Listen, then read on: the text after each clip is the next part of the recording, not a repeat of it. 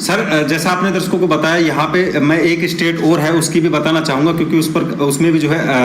आंकड़ों की अगर बात कर ली जाए तो 50-50 और जो दर्शक हैं हमारे वो भी जानना चाहेंगे। तो सबसे पहले मैं हरियाणा की यहाँ पे बात कर लूँ सर। जैसे 10 लोकसभा सीटें आती है, 5 जो है वो यहाँ पे बीजेपी के खाते में और 5 सीटें जो है कांग्रेस के खाते में दिखाई दे रही हैं। काफ़ी इंटरेस्टिंग जो है यहाँ का राजनीति भी अपने को देखने को मिल रही है और परिणाम भी कुछ इसी प्रकार के देखने को मिल रहे हैं। सबसे पहले सर मैं अगर इनकी सभी जिलेवार तरीके से अगर मैं यहाँ पे दर्शकों को बताना चाहूँ, सबसे पहले मैं अम्बाला से शुरुआत करता हूँ सर। अम्बाला की जो लोकसभा सीट है उसमें वरुण चौधरी जी जो है वो इंडियन नेशनल कांग्रेस की तरफ से उम्मीदवार हैं और वो 24,299 वोटों के ऊपर, यानी ये कह सकते हैं कि 24,300 वोटों पे लीड बनाए हुए दिखाई दे रहे हैं। यानी कि जो अम्बाला की लोकसभा सीट है वो आपको इंडियन नेशनल कांग्रेस के खाते में जाती हुई दिखाई दे रही है। उससे अगली लोकसभा सीट अगर मैं भिवानी महेंद्रगढ़ की लोकसभा सीट के ऊपर चलना चाहूँ तो यहाँ पे धर्मवीर सिंह जी जो है भारतीय जनता पार्टी के जो उम्मीदवार हैं वो यहाँ पे जीते हुए दिखाई दे रहे हैं और ये सीट 18,547 वोटों से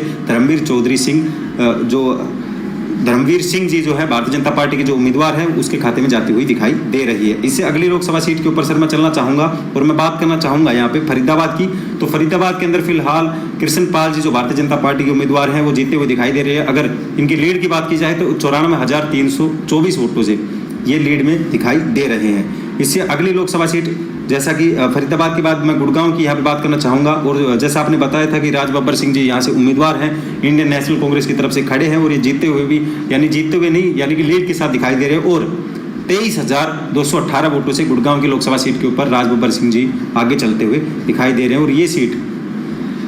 इंडियन नेशनल कांग्रेस की तरफ अपना रुख कर सकती है। इसके बाद सर बात करें हिसार की, तो जयप्रकाश जी जो इंडियन नेशनल कांग्रेस की तरफ से उम्मीदवार हैं वो जीतते हुए दिखाई दे रहे हैं और ये सीट भी इंडियन नेशनल कांग्रेस की तरफ जाती हुई अपना दिखा रही है। इसके बाद सर अगर चुनावी अंतर की बात कर ली जाए तो 1,14,803 वोटों से ये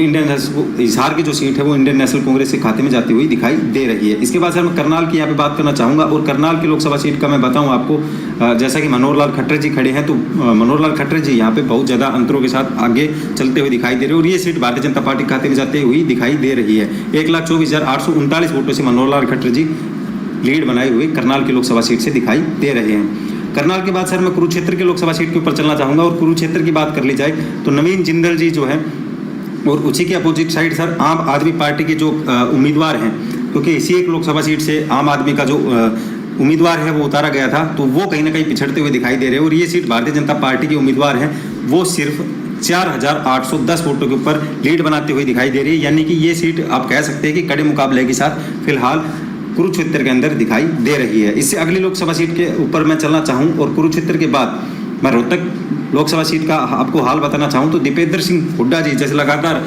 सुर्खियों में भी बने रहे हैं और लगातार इनके बारे में चर्चाएं भी आ रही हैं। अब मैं फिक्स इनका आंकड़ा बताऊं तो इंडियन नेशनल कांग्रेस की तरफ से उम्मीदवार है और 1,50,809 वोटों से ये लीड बनाए हुए भी दिखाई दे रहे हैं। रोहतक हरियाणा का फिलहाल ये हाल दिखाई दे रहा है। इसके बाद सर सिरसा का मैं हाल दर्शकों को बताना चाहूँ तो शैलजा जी जो है जो इंडियन नेशनल कांग्रेस की तरफ से उम्मीदवार है वो बहुत बड़े अंतर के साथ वो भी दिखाई दे रही है और 1,52,439 वोटों से लीड बनाए हुए दिखाई दे रही है शैलजा जी। इसके बाद इससे अगली लोकसभा सीट के ऊपर सर मैं चलना चाहूँगा और सोनीपत जैसे हमारे दर्शक भी लगातार पूछ रहे हैं उनका हाल मैं आपको दोबारा से बता देता हूँ कि मोहन लाल जी जो खड़े हैं वो भारतीय जनता पार्टी की तरफ से उम्मीदवार हैं और 10,205 वोटों से वो आगे चलते हुए फिलहाल दिखाई दे रहे हैं।